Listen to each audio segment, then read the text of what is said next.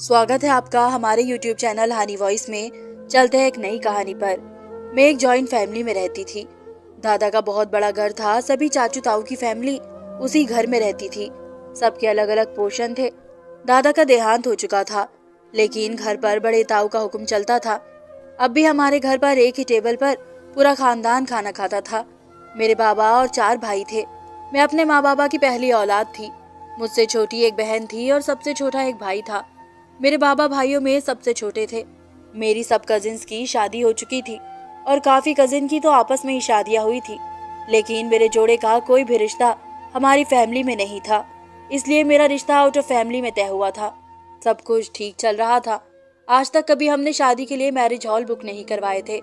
दादा के घर का बहुत बड़ा सहन था, वहीं पर सबकी शादियां अरेंज की जाती थी। अब भी वो सहन किसी हॉल की तरह बहुत खूबसूरती से सजाया गया था। राहुल एक बहुत ही अच्छा नौजवान था जिससे मेरी शादी होने वाली थी। मैं इस रिश्ते से भी बहुत खुश थी। और फिर शादी के बाद मुझे बाहर मुल्क जाना था। दुल्हन बनाने के लिए भी मुझे एक ब्यूटिशियन घर पर ही आई थी। हमारे ताऊ बाबा को ये बात बिल्कुल पसंद नहीं थी कि घर की लड़कियां पार्लर में जाकर तैयार हो, इसलिए पार्लर वाली घर पर आकर दुल्हन बनाकर जाती थी। सब कुछ ठीक लग रहा था। मेरे चेहरे पर बहुत ज्यादा खुशी थी। पिछले 6 महीने से मैं राहुल के साथ रिश्ते में थी। फोन पर उससे बातें भी होती थी, इसलिए दिल में राहुल की जगह बन जाना एक नॉर्मल सी बात थी। उसने कल ही मुझसे फोन पर कहा था, परी तुम्हारा शादी का जोड़ा मैंने पसंद किया है, तुम इसमें बहुत ज्यादा खूबसूरत लगोगी। और उसने सच ही कहा था। दुल्हन बनने के बाद जिसने भी मुझे देखा था मेरी बहुत तारीफ की थी। मैं दुल्हन बनी बाहर स्टेज पर बैठ गई। मेरे सब कजिन्स ने इंतजाम किया था कि शादी से पहले दूल्हा दुल्हन को साथ स्टेज पर बैठाया जाएगा। मेरी सारी सहेलियां और कजिन्स राहुल का नाम लेकर परेशान कर रही थी। दुल्हन बने हुए मुझे 2 घंटे गुजर चुके थे। अब तो सब लोग ही बारात के नाने पर बातें करने लगे थे, क्योंकि रात के 11 बज गए थे। मेरे बाबा ने मेरे ससुर को कई फोन कर डाले थे, लेकिन वो यही कह रहे थे कि बस अभी निकलने ही वाले हैं। आपको तो पता है ऐसे कामों में देर हो जाती है। लेकिन 11:30 होने के बाद तो मेरे बाबा को गुस्सा आने लगा। कहने लगे कि हमने आपसे पहले ही कहा था कि हमारे घरों में वक्त की पाबंदी की जाती है। इसके बाद जो बात मेरे होने वाले ससुर ने बताई, उसने तो जैसे मुझ पर कयामत ही बरसा दी थी। वो कहने लगे कि हम खुद बहुत परेशान हैं, न जाने राहुल कहाँ चला गया है, हमें कब से उसी का इंतजार है। हम तो 10 बजे ही बारात लेकर निकल जाते, लेकिन राहुल कुछ देर का कहकर गया था और अभी तक लौटा नहीं था। इसका फोन भी बंद था। जैसे ही वो आता है हम बारात लेकर पहुंच जाएंगे। लेकिन ये देर तो एक मसला बन चुकी थी। रात का 1 बज गया था। लोगों में अब बातें होने लगी थी कि जरूर कोई गड़बड़ है। मेरा दिल यूं था कि सूखे पत्ते की तरह से कांप रहा हो। सब मेरे बाबा से कहने लगे कि लोग बहाने बना रहे हैं, लड़के की यहाँ शादी की मर्जी नहीं होगी, माँ बाबा जबरदस्ती शादी करवाना चाहते होंगे, जब ही वो घर से भाग गया है। अब आपकी बेटी पर तो धाक लग गया है। जिस लड़की की बारात ही ना आए उसे भला कौन शादी करता है। अब आपकी बेटी से शादी करने के लिए कोई नहीं आएगा।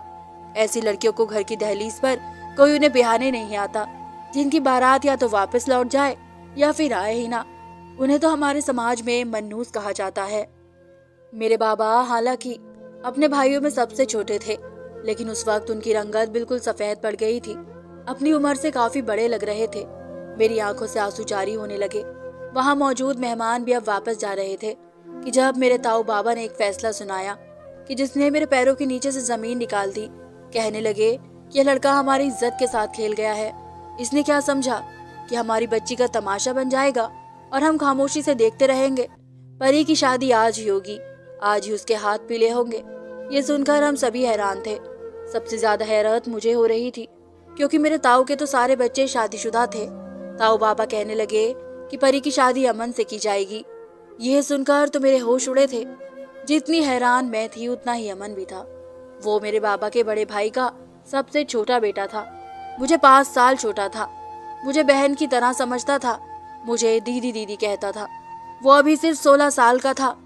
उसने जब ये सुना तो सबके सामने कहने लगा, ताऊ बाबा क्या हो गया है आपको, आप कैसी बातें कर रहे हैं। परी दीदी मुझसे 5 साल बड़ी है। मैं उन्हें अपनी बड़ी बहन की तरह समझता हूँ। मैं शादी नहीं करूंगा और ना ही मेरी शादी की कोई उम्र है। इसकी बात बिल्कुल ठीक थी, लेकिन जब से दादा का देहांत हुआ था हमारे घर में फैसले ताऊ बाबा के ही चलते थे। उन्होंने बुरी तरह से अमन को डांट दिया। कहने लगे, खबरदार, हमारी इज्जत का मामला है, इसलिए चुपचाप यहाँ बैठो और शादी करो। लेकिन अमन ने साफ इनकार कर दिया। मैं खुद ये सब नहीं चाहती थी, मेरा इस पर कोई जोर ही नहीं था। अमन का इनकार करना ही था कि एक जोरदार थप्पड़ मेरे बड़े चाचा ने अमन के मुंह पर मारा, जो कि अमन के पापा थे। कहने लगे, तुम्हें समझ नहीं आ रही कि तुम्हारे बड़े बाबा ने क्या कहा है? हमारे घर की इज्जत का मामला है। अगर तुमने और कोई बकवास की तो मैं तुम्हारा हश्र बुरा करके रख दूंगा। तमाम औरतें डरी सहमी खड़ी थी। आदमियों के फैसले के आगे किसी औरत को बोलने का कोई हक ना था। मगर थप्पड़ खाने के बाद भी उसने यही कहा कि मुझे जोर जबरदस्ती का रिश्ता मंजूर ही नहीं है। चाहती तो मैं भी यही थी कि शादी ना हो, लेकिन मेरा तो तमाशा बन चुका था। राहुल ने तो मुझे जलील करके रख दिया था। फोन पर तो मुझसे बहुत मीठी मीठी बातें करता था। लगता नहीं था कि ये रिश्ता इसकी मर्जी से नहीं हुआ या जबरदस्ती इस पर थोपा गया हो, जो आखिरी टाइम पर वो भाग गया। मेरे चाचा ने अमन को बहुत मारा था, यहाँ तक कि इसके नाक से और होठ के करीब से खून बहने लगा था। चेहरे पर नील पड़ चुके थे। मुझे उस पर तरस आने लगा था, लेकिन मैं जुबान से इनकार करने की हिम्मत नहीं रखती थी। रोते हुए इसने शादी की थी, मैं बिल्कुल बेजान तरह बैठी थी। मैं तो इतना बोल भी चुका था, लेकिन हमारे यहाँ लड़कियों को बोलने की इजाजत तक ना थी। इसलिए मैंने कोई भी ऐसा लफ्ज नहीं कहा जो कि मेरी और मेरे खानदान की इज्जत को सबके सामने तमाशा बना देता। मैंने सोचा कि अमन से बात मैं कर लूंगी कि मेरे हिस्से की बदकिस्मती पर उसे रोने की जरूरत नहीं है। वो जब चाहे दूसरी शादी कर सकता है, मेरा क्या है। बिना शादी के भी मुझे अपने घर की दहलीज पर ही बैठना था। अब अमन की बीवी बनकर एक नाम के रिश्ते के लिए उसके घर पर बैठ जाऊंगी। शादी के वक्त अमन बिल्कुल नहीं मान रहा था और ये जबरदस्ती की शादी थी। तो मेरे चाचा कहने लगे, इस बेवकूफ को क्या पता कि इसके लिए क्या ठीक है और क्या नहीं। वैसे भी अभी 18 साल का नहीं हुआ है, इसलिए इसका फैसला करने का हक मैं रखता हूँ। मेरी शादी अमन से हो चुकी थी, रोते धोते मेरी विदाई हुई थी, बदनामी तो हो चुकी थी। बस एक इज्जत की चादर से ढककर मुझे मेरी माँ ने अमन के साथ विदा किया था। जैसे ही मैं अमन के कमरे में जाकर बैठी, बड़ी चाची कहने लगी कि बड़े भाई साहब भी बड़े ही जज्बाती है। हमें भी तुम्हारी बारात के ना आने का बहुत दुख है और अफसोस है, लेकिन तुम खुद सोचो, मेरे बच्चे का तो इसमें कोई कसूर ही नहीं था। वो तो अभी 11वीं क्लास में पढ़ रहा था और भाई साहब ने किस तरह से उसके साथ जबरदस्ती करके शादी करवाई। मेरे बच्चे का सारा चेहरा जख्मी करके रख दिया। चाची की शिकायत भी सही थी, मैं क्या कह सकती थी। ये शादी कौन सी मेरी पसंद से हुई थी, एक जबरदस्ती का बंधन था। उसके बाद जो बात चाची ने मुझसे कही, मेरी तो आंखें शर्म से झुक गई थी। इस बात को सुनकर मेरा जी चाहा कि जमीन फटे और मैं इसमें समा जाऊं। चुल्लू भर पानी में डूब मरना किसे कहते हैं, शायद उस वक्त मुझसे बेहतर कोई नहीं जानता होगा। कहने लगी कि मेरा बेटा हर बात से अनजान है। मुझे तो लगता है वो अभी तक ठीक से जवान भी नहीं हुआ। तुम्हें कुछ साल शायद इंतजार करना पड़े। ये कहकर वो कमरे से बाहर चली गई थी। मेरी आंखों से आंसू बह रहे थे। बस ये सुनना रह गया था मेरे नसीब में। कुछ ही देर में अमन बड़े गुस्से से कमरे में दाखिल हुआ था। पूरे कपड़े मिट्टी से तर थे, क्योंकि बड़े चाचा ने उसे बहुत मारा था। कुछ दिन पहले मुझसे कह रहा था, दीदी आप बताएं आपकी शादी पर कौन से कपड़े पहनूं। उसने मेरी शादी पर ढेर सारे कपड़े सिलवाए थे। मेरा हाथ पकड़कर मुझे अपने कमरे में ले गया था। उम्र उसकी 16 साल थी, लेकिन हेल्थ में काफी लंबा चौड़ा था। मैंने कहा, कहाँ ले जा रहे हो अमन, छोड़ो मेरा हाथ। तुम्हें पता है ना मेरी हल्दी है। अगर माँ और चाचा को पता चला तो वो मुझसे बहुत नाराज हो जाएंगे। कहते हैं कि हल्दी वाली लड़की को कमरे से भी बाहर नहीं निकलना चाहिए। और खुश होकर वो कहने लगा, सब लोग शॉपिंग पर गए हैं और दीदी बताओ ना मुझे तुम्हारे किस किस फंक्शन में कौन कौन से कपड़े पहनने हैं। तुम्हें तो पता है ना, जो तुम बताती हो मैं वही पहनता हूँ। अमन की मेरे छोटे भाई से बहुत दोस्ती थी, दोनों ही साथ के थे। इसलिए जब भी मैं अपने छोटे भाई की शॉपिंग के लिए जाती थी तो अमन भी मेरे साथ ही जाता था। उसे मेरे पसंद के हुए कपड़े बहुत अच्छे लगते थे। हमेशा कहीं भी जाना होता तो मुझसे ही पूछता था। और अब भी वो मुझे अपने कमरे में ले गया था। अपनी अलमारी खोलकर सारे कपड़े उसने बेड पर फैला दिए। फिर मुझसे पूछने लगा, बताओ ना दीदी तुम्हारी बारात पर क्या पहनूं, ऑफ वाइट कलर का कोट पैंट अच्छा लगेगा या फिर ब्लैक कलर का। मैंने कहा कि दुल्हन के भाई होते हुए तुम्हें ऑफ वाइट ही पहनना चाहिए, और फिर मेरा छोटा भाई भी तो यही पहन रहा है। मेरी बात सुनकर वो मुस्कुराने लगा, कहने लगा ठीक है। फिर उस सूट को वो अपने ऊपर लगाकर शीशे में देखते हुए कहने लगा, देख लेना दूल्हे से ज्यादा स्मार्ट लगूंगा मैं। और मुझसे छेड़खानी करने लगा। मैंने कहा, मुंह धो लो अपना, दूल्हे से ज्यादा अच्छे लगोगे तुम। मैंने मुंह टेढ़ा करते हुए उसकी नकल उतारी। और वापस अपने कमरे में जाकर बैठ गई। लेकिन मुझे क्या पता था कि मेरी किस्मत में ये सब होने वाला है। अमन कमरे में आते ही मुझसे चिल्ला कर बात करने लगा। कहने लगा, मुझे उम्मीद नहीं थी दीदी, तुमने भी चुपचाप शादी कर ली, मना क्यों नहीं किया। ये बात उसने चिल्लाते हुए कही थी। मैंने कहा, क्या तुम्हारी किसी ने सुनी थी अमन? हमारे बड़े बुजुर्ग कब हमारी बात को अहमियत देते हैं। तुम्हारे इनकार करने पर तुम्हें क्या मिला? जाओ शक्ल देखो अपनी आईने में। जो हाल तुम्हारा हुआ है ना, वही मेरा भी होता। उसके बावजूद फिर भी ताऊ बाबा हमारी शादी करवा देते, जैसे अब करवाई है। मेरी बात सुनकर वो कहने लगा, रब करे बड़े बाबा मर जाए। ऐसा भी होता है कहीं? बारात तुम्हारी नहीं आई, दूल्हा तुम्हारा नहीं पहुंचा और शादी मेरी कर दी। क्या जबरदस्ती रिश्ते किए जाते हैं? मेरी कोई उम्र है शादी की? मैंने हमेशा तुम्हें बड़ी बहन की तरह समझा है, दीदी कहता हूँ मैं तुम्हें। ताऊ बाबा को ये भी शर्म नहीं आई कि वो कर क्या रहे हैं। पकड़ के मुझे अपनी ही बहन का पति बना दिया। लानत है हमारे घर के बड़ों पर। बात तो उसकी ठीक थी। मैंने कभी अपने छोटे भाई और अमन में फर्क नहीं समझा था। वो तो मुझसे ट्यूशन पढ़ने आया करता था। जब वो टेस्ट का याद नहीं करता था तो उसके कान तक खींच देती थी। और अब बड़े बाबा के फैसले ने तो हम एक दूसरे से नजरें मिलाने के लायक भी नहीं छोड़ा था। दूसरी तरफ मेरे दिमाग में तो उसकी उलझन नहीं सुलझी थी कि आखिर राहुल ने मेरे साथ ऐसा किया तो क्यों किया, क्यों उसने मेरी जिंदगी बर्बाद करके रख दी थी। मैं यही सोच रही थी कि जब अमन की आवाज सुनकर मैं चौंकी थी। अमन ने कहा कि तकिया पकड़ो और जाकर सोफे पर सो जाओ, क्योंकि मुझे तो अपने बेड पर सोने की आदत है। मैंने तकिया पकड़ा और सोफे पर जाकर लेट गई।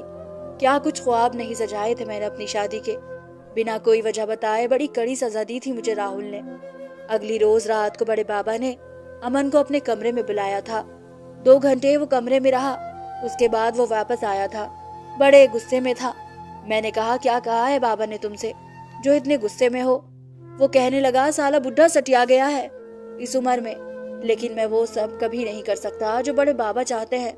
अमन इस कदर गुस्से में था कि बड़े बाबा के बारे में बात करते हुए वो सारी इज्जत भूल गया था। मैंने कहा, अमन इधर बैठो। मैंने उसका हाथ पकड़ा और सोफे पर बैठा दिया। पानी का गिलास उसे दिया। पानी पीने के बाद ही वो कुछ नॉर्मल हुआ था।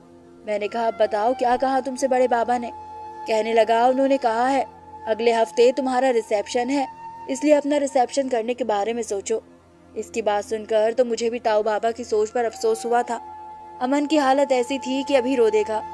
मैंने कहा, तुम बेफिक्र रहो, हम ऐसा कोई भी रिश्ता नहीं बनाएंगे। वो कहने लगा, मैं निभा भी नहीं सकता हूँ। मैं सोच रहा हूँ यहाँ से भाग जाऊं दीदी। आप सबको समझाया, उन सब की बातें मुझे पागल कर देंगी। वो 16 साल का लड़का रिश्ते की नजाकत को नहीं समझ पा रहा था और हमारे घर के बुजुर्ग इससे जो चाह रहे थे वो सरासर गलत था। मैंने कहा, तुम ताऊ बाबा से कुछ मत कहना, सबके सामने यही जाहिर करना कि हम दोनों में सब ठीक है। बस कमरे में हम एक अच्छे दोस्त की तरह रहेंगे, जैसे पहले रहते थे। मेरी बात सुनकर वो मेरी बात मान गया था। लेकिन कुछ दिन बाद जब वो कॉलेज जाने के लिए तैयार हुआ तो ताऊ बाबा का एक नया हुक्म जारी हुआ। कहने लगे कि अमन आज के बाद कॉलेज नहीं जाएगा। सभी नाश्ता कर रहे थे। मैं माँ के साथ ही बैठी थी। वो कहने लगा, क्यों ताऊ बाबा, मेरे पेपर होने में बस कुछ ही महीने रह गए हैं। वो कहने लगे, अब तुम शादीशुदा हो, तुम्हारे सर पर परी की जिम्मेदारी आ चुकी है, इसलिए आज से तुम हमारे साथ फैक्ट्री जाओगे, तमाम वर्कर से काम कराओगे, बाकी के मामले भी तुम्हें फैक्ट्री जाकर बता दिए जाएंगे। पहली बार मैंने बड़े बाबा से खिलाफत की थी। मैंने कहा, बड़े बाबा, ये तो सरासर नाइंसाफी होगी। आपने जो फैसला हमारे लिए किया हमने वो स्वीकार किया, लेकिन प्लीज अमन को अपनी पढ़ाई पूरी करने दे। मेरी बात सुनकर बड़े बाबा मुझ पर भी भड़कने लगे। कहने लगे, हमारे यहाँ लड़कियों को ऐसी इजाजत नहीं है कि बड़ों के बीच में बोले, लेकिन यहाँ से फैक्ट्री जाएगा तो जाएगा। अमन कॉलेज की बजाय फैक्ट्री जाने लगा था। मुझे अमन के बारे में सोचकर बहुत दुख होता था। बेचारे की सारी आजादी खत्म कर दी गई थी। मेरा छोटा भाई भी इसकी उम्र का ही था। कॉलेज जाता था, दोस्तों के साथ क्रिकेट खेलने जाता था, लेकिन अमन की जिंदगी बिल्कुल बदल चुकी थी। फैक्ट्री से वो सब मर्दों के साथ रात को वापस लौटता था। उसे पढ़ने का शौक था, इसलिए खाना खाते ही कमरे में चला जाता था, अपनी किताबें खोलकर बैठ जाता था। मैं जब घर के कामों से फ्री होकर कमरे में आती तो वो उदासी से सारे बेड पर किताबें बिखेरे बैठा होता था। मुझे देखकर कहने लगा, तुम जल्दी कमरे में नहीं आ सकती? अब जल्दी से मुझे समझाओ ना दीदी, ये सवाल कैसे होगा? मैंने बीकॉम किया था और अमन अब 12वीं क्लास में था, इसलिए रात को मैं उसे पढ़ाने लगती थी ताकि वो पेपर अच्छे दे सके। जिन दिनों उसके पेपर थे, बड़े चाचा के कहने पर अमन को फैक्ट्री से बस इतनी ही छुट्टी मिली कि वो जाकर पेपर दे सके। उन दिनों अमन आधी रात तक जाकर पढ़ता रहता था और मुझे भी उसकी तैयारी करवाने के लिए रात रात भर जागना पड़ता था। एक बार वो बैठ के सिरहाने से टेक लगाए किताब पकड़े याद कर रहा था। मुझे भी नींद आ रही थी। मुझे ये था कि अमन ये आखिरी सवाल भी याद करके मुझे सुना दे तो मैं भी जाकर सोफे पर लेट जाऊं। लेकिन जैसे शायद अमन भी नींद की शिद्दत की वजह से ऊँघने लगा था, इसलिए मेरी गोद में गिर गया और वहीं सर रख कर सो गया था। मैं जो आंखें मूंदे इस इंतजार में थी कि इसकी तैयारी पूरी करवा कर ही सोऊंगी, अमन की हरकत पर बुरी तरह से चौंकी थी। वो नींद की वजह से मेरी गोद में सर रखकर सो चुका था। मैंने उसे पुकारा भी, लेकिन वो बहुत गहरी नींद में जा चुका था। पहली बार मेरा दिल बड़ी तेजी से धड़का था। मैंने इसे पीछे करना चाहा, लेकिन क्योंकि वो अच्छा खासा हेल्दी था, इसलिए मेरे हिलाने झुलाने पर जरा भी नहीं खिसका था। मजबूरन मुझे बैठना पड़ा था। मैं बैठ के सिरहाने पर सिर रखकर सोने की कोशिश करने लगी, लेकिन रात गहरी नींद में मुझे भी होश नहीं रहा था। जब सुबह का अलार्म पर मेरी आंख खुली तब मैं अमन के बहुत करीब थी। वो मेरे ही तकिए पर सर रखकर बेखबर सो रहा था। उसकी बाजू भी मेरे ऊपर थी। इसकी सांसों की आवाज भी मैं सुन सकती थी। मैं जल्दी पीछे हटी थी। शायद नींद में मेरा जूड़ा खुल गया था, इसलिए मैंने अपने बाल समेटे और बेड से नीचे उतर गई। मुझे खुद भी गुस्सा आने लगा था। क्या जरूरत थी मुझे इसके बेड पर बैठकर पढ़ने की। शुक्र है इसकी आंख नहीं खुली थी, वरना तो शायद हम दोनों ही एक दूसरे से नजरें ना मिला पाते। मैंने अमन को जगाया। वो उठकर तैयार होकर कॉलेज चला गया। जब वापस आया तो बहुत खुश था। कहने लगा, मेरा पेपर बहुत अच्छा हुआ है, थैंक यू सो मच दीदी। ये कहकर उसने मेरे दोनों हाथ थाम कर होठों से चूम लिए थे। मेरा दिल धक से रह गया था। मैंने अपने हाथ उसके हाथों से खींच लिए, लेकिन मुझे ये लगने लगा था जैसे मेरे अंदर के जज्बात बदलने लगे थे। ना चाहते हुए भी मैं अमन के बारे में सोचने लगी थी, लेकिन वो वैसा ही था। उसमें बचपन में बहुत था। जाहिर है उसकी उम्र ही ऐसी थी। जब वो अच्छे नंबरों से पास हुआ तो अपना रिजल्ट बताते हुए मेरे गले लग गया। कहने लगा, मैं बहुत खुश हूँ और पता है ये सब तुम्हारी वजह से हुआ है दीदी। मेरे गले लगे हुए वो ये सब कह रहा था। मैं फौरन से उससे पीछे हटी थी। अब उसने यूनिवर्सिटी ज्वाइन कर ली थी। इसका इरादा भी बीकॉम करने का था। फैक्ट्री में भी वो भरपूर ध्यान दे रहा था, इसलिए बड़े बाबा ने उसकी सैलरी भी बढ़ा दी थी। सारे पैसे वो लाकर मेरे हाथ में रख देता था। कहता था, तुम संभालो, जब जब मुझे जरूरत होगी तो दे देना। बड़े बाबा ने उसके रिजल्ट को देखकर उसे आगे पढ़ने की इजाजत दे दी थी। वो जब यूनिवर्सिटी जाता मुझसे पूछता था कि आज क्या पहन कर जाऊं, जिससे सारी लड़कियां मुझे देखती ही रह जाएं। वो नया नया यूनिवर्सिटी में जाने लगा था, इसलिए उसकी बातें बदलने लगी थी। मैं मुस्कुराकर उसे अच्छी सी पैंट शर्ट निकाल कर दे देती। ये पहन लो, सब लड़कियां तुम्हें देखती ही रह जाएंगी। मेरे मजाक पर वो हंसने लगता था। अब पिछले कुछ महीने से अमन के चेहरे पर एक अलग सी रौनक नजर आने लगी थी। बहुत खुश खुश रहने लगा था वो। एक बार मैंने वजह पूछी तो कहने लगा, उसे एक लड़की अच्छी लगने लगी है, वो इस लड़की से प्यार करने लगा है। ये सुनकर मेरा दिल जरूर उदास सा हो गया था, लेकिन ये भी सच था कि मैं जानती थी कि वो मेरे लिए ऐसी कोई फीलिंग्स नहीं रखता जो मेरा और उसके रिश्ते को आगे बढ़ाए। इसने मुझे अपने मोबाइल से उस लड़की का फोटो भी दिखाया। मुझसे पूछने लगा कि तुम बताओ कैसी हो। मैं इस बार मुस्कुरा नहीं सकी थी। मैंने कहा, बहुत प्यारी है, तुम्हारे साथ बहुत अच्छी लगेगी। कहने लगा, दीदी तुम्हें क्या लगता है बड़े बाबा मान जाएंगे, कोई झगड़ा तो नहीं करेंगे। मैंने कहा, तुम फैक्ट्री से जो कमाते हो उससे एक फ्लैट खरीद लो। जब तक तुम्हारी पढ़ाई का सिलसिला पूरा होगा तब तक वो फ्लैट तुम्हारे अंडर में होगा। फिर तुम उस लड़की से शादी करके उसे उस फ्लैट में रख लेना। अमन को मेरी ये राय अच्छी लगी थी। उसने ऐसा ही किया था। जैसे उसका बीकॉम कंप्लीट हुआ वो एक फ्लैट का मालिक बन चुका था। फिर मुझसे कहने लगा, मैं महक से शादी करना चाहता हूँ, क्या तुम मेरा रिश्ता मांगने महक के घर जाओगी। मैंने कहा, किस रिश्ते और हैसियत से अमन। मेरी बात सुनकर वो चुप सा हुआ था। कहने लगा, यही तो मसला है, मैं महक को तुम्हारे और अपने रिश्ते के बारे में नहीं बता सकता, फिर वो मुझसे शादी नहीं करेगी। वो कहने लगा, अगर तुम एक बात सच छुपा कर मेरा रिश्ता महक से तय कर दो तो यकीन मानो, एक बार महक से शादी होने के बाद मैं माँ बाबा को मना लूंगा। मैं महक के घर अमन की कजन की हैसियत से गई थी, रिश्ता भी पक्का कर आई थी। जब उन्हें मालूम हुआ कि अमन महक को शादी के बाद अलग रखेगा, उन्हें एतराज ना था। उन्हीं दिनों मेरा बीपी हाई रहने लगा था। मेरे सर में बहुत दर्द था। औरत के लिए सौतन लफ्ज शायद हमेशा ही तकलीफ भरा होता है। मैं भी ऐसे ही किसी तकलीफ से गुजर रही थी। मेरी तबीयत ज्यादा खराब हुई तो अमन मुझे डॉक्टर के ले गया। डॉक्टर ने मुझे ब्लड प्रेशर की मेडिसिन दे दी। मैं अमन के साथ अस्पताल से बाहर जाने लगी। कि अचानक से एक व्हील चेयर मेरे सामने आकर रुकी थी। जैसे ही मेरी उस मरीज पर नजर पड़ी, मेरे होश उड़कर रह गए थे। व्हील चेयर पर बैठा शख्स राहुल था, जो मुझे बहुत हैरत से देख रहा था। मुझे देखते ही व्हील चेयर से खड़ा हो गया। कहने लगा, परी तुम? मैंने कहा, मर गई परी, मार दिया तुमने उसे। मैंने तुम्हारा क्या बिगाड़ा था राहुल, जो तुमने मुझे इतनी बड़ी सजा दी? अगर मुझसे शादी का इरादा ही नहीं था तो मुझसे मंगनी क्यों की थी? मैं रोने लगी थी। वो कहने लगा कि मेरी गाड़ी का एक्सीडेंट हो गया था और मैं पिछले 4 सालों से कोमा में था। बस कुछ ही महीने पहले होश में आया हूँ। जब होश आया तो पता चला कि तुम्हारी शादी हो गई है। मैंने कहा, शादी नहीं, बर्बादी। मेरे घर वालों ने अपनी इज्जत बचाने के खातिर मेरी शादी मुझसे 5 साल छोटे मेरे कजन से कर दी। मेरे साथ साथ उसकी जिंदगी भी बर्बाद कर दी। अमन को देखकर वो कहने लगा कि परी, मैं आज भी तुम्हें अपनाने को तैयार हूँ। तोड़ दो इस रिश्ते को, मैं तुम्हें बहुत खुश रखूंगा। मैंने कोई जवाब नहीं दिया। अमन का हाथ पकड़कर तेजी से हॉस्पिटल से बाहर निकल गई। पूरे रास्ते में रोती रही थी। अमन एकटूक मुझे देखे जा रहा था। कहने लगा, रो क्यों रही हो? मैंने कहा, मैं अपनी किस्मत पर रो नहीं तो और क्या करूं? कहने लगा, शादी करना चाहती हो राहुल से? क्या इससे अभी भी मोहब्बत करती हो? मैंने नहीं में सर हिला दिया। मैंने कहा, इससे ज्यादा मुझे अपने घर वालों की इज्जत से प्यार है। मैं उन्हें धोखा नहीं दे सकती। जो हो चुका है उसको निभाऊंगी। कहने लगा, मैंने दिया ही क्या है तुम्हें? मैंने कहा, तुमसे कुछ नहीं चाहिए अमन, तुम जैसे चाहो अपनी जिंदगी जियो, बस मुझसे अपना नाम मत छीनना। मैंने रोते हुए कहा। कहने लगा, मैं तुम्हें अपने साथ अपने फ्लैट में ले जाऊंगा, फिर अगर तुम चाहो तो मुझसे आज़ादी हासिल करके राहुल से शादी कर सकती हो।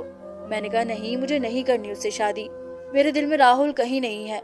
बस मुझसे अपना नाम मत छीनना, मैं जी लूंगी तुम्हारे नाम पर सारी जिंदगी। मेरी बात सुनकर वो कहने लगा, जिंदगी बहुत लंबी होती है, कैसे जियोगी सिर्फ मेरे नाम पर? मैंने उसे देखते हुए कहा, तुम्हें शायद औरत की वफा का अंदाजा नहीं है अमन, वो जी लेती है। घर आ चुका था। मैं गाड़ी से उतरकर अपने कमरे में चली गई। मैं डिप्रेशन की मरीज हो चुकी थी, क्योंकि ख्वाहिश पूरी नहीं हो पा रही थी। अमन बहुत जल्दी महक से शादी कर लेता, फिर तो शायद मुझे अपनी शक्ल भी ना दिखाता। रात को जब अमन कमरे में आया तो मैंने अपना तकिया उठाया था कि सोफे पर जाकर सो सकूं। अमन कहने लगा, परी, मेरे सर में दर्द है, प्लीज मेरा सर दबा दो।